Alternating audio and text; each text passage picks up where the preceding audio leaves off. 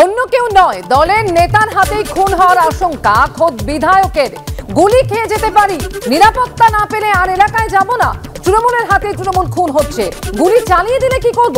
তৃণমূলেরই একাংশকে নিশানা করে এমনই বিস্ফোরক অভিযোগ করলেন বলাগড়ের তৃণমূল বিধায়ক মনোরঞ্জন ব্যাপারী। আমি এখন একা হয়ে গেছি, ভয় পাচ্ছি, হুমকি দিচ্ছে, দুর্নীতির বিরুদ্ধে লড়াই করছি, দলকে বলেও কোনো লাভ হচ্ছে না। ছারপোকার মতো কিছু লোক দলটাকে শেষ করে দিচ্ছে। মনোরঞ্জন ব্যাপারীর নিশানায় হুগলি জেলা পরিষদের সদস্য এবং তার স্বামী।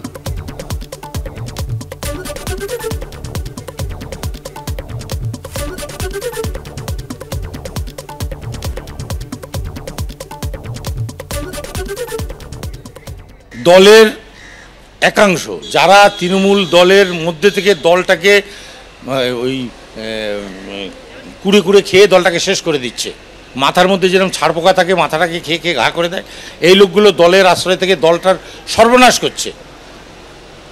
আমি এর বিরুদ্ধে সোচ্চার রয়েছে। আমি জুয়ার বোর্ডটা বন্ধ করতে গিয়ে দেখছি অরিজিতের জুয়ার বোর্ড, অরিজিৎ দাস খামারগাছির উপপ্রধান, দিদি বলেছে যে অবৈধ বালি খনন চলবে না। অরিজিৎ নিজে স্পটে যায় না, তার লোকজন আছে, তারা বালি তুলছে। আমি এই বালি এখানে ধরেছি কেন? এর জন্য আমার উপরে ক্ষোভ। রেশন দুর্নীতি ধরেছি, সব জায়গায় এদের লোক, সব জায়গায়।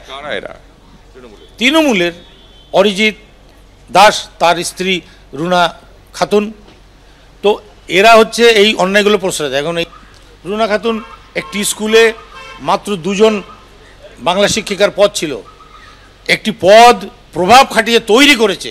এ নিয়ে তো সিআইডি তদন্ত হওয়া উচিত, কোত্থেকে এলো। আর ঠিক আছে, ঢুকলো তো ঢুকলো, কিন্তু 5 বছরের মধ্যে কোনো দিন সে একটা ডিউটি করতে গেল না, একটা বাচ্চারা পড়াতে গেল না। সরকারের ঠকালো বেতন নিয়ে, বাচ্চাগুলো ঠকালো না পড়িয়ে। এগুলো বলেননি দলকে বা নেতাদের? কাজ হয় না কিছু। এবারে আমি গিয়ে নিজে দাঁড়িয়ে থেকে ওটাকে অ্যাবসেন্ট করিয়ে দিয়েছি। আমার কাছে ছবি তোলা আছে। এই হয়ে গেল তার রাগ। সে আমার গাড়ি, আমি যা ভাড়া নিয়েছিলাম গাড়ি, সে গাড়ি তুলিয়ে দিল। আমার সিকিউরিটি যে গার্ড ছিল ফোন করে কলকাতায়, তাকে তুলিয়ে দিল।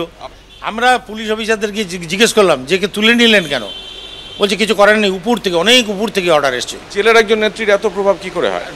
আপনি এমএলএ, তার পিছনে আরও কোনো বড় নেতা দাঁড়িয়ে আছে। যতক্ষণ নিরাকরণ না হবে, যতক্ষণ আমি নিরাপত্তার গ্যারেন্টি না পাবো, ততক্ষণ আমি একদম ভীষণভাবে ভুগছি। কেন? ওই বলছি তো এদের কথা, যে বাউন্সাররা ঘুরে সব কোমরে আর্মস নিয়ে, এদের দিয়ে ভয় পাবো না। আপনি নিরাপত্তাহীনতার আশঙ্কাটা কোথায়? মানে আপনি যে যেতে পারছেন না, মানে কেন?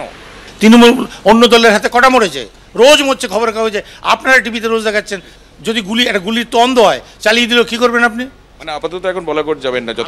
যতক্ষণ আমার সিকিউরিটি বাড়াতে হবে, পুরনো সিকিউরিটি ফেরত দিতে হবে, তারপরে আমি যাব, নাহলে আমি যাব না। বলাগড়ের তৃণমূল বিধায়ক মনোরঞ্জন ব্যাপারীর নিশানায় হুগলি জেলা পরিষদের সদস্য রুনা খাতুন এবং তার স্বামী। এবং রুনা খাতুন তিনি বলছেন যে কোনো বহিরাগত কি বললেন তাতে কিছু যায় আসে না, তা নিয়ে আমরা চিন্তিত নই। হতে পারে ওনার অনৈতিক কাজে কিছু বাধা হচ্ছে, তাই এসব বলছেন। আপনি কাদা ছুড়লে আমি সন্দেশ দেব, মনোরঞ্জনকে পাল্টা বলেছেন রুনা খাতুন।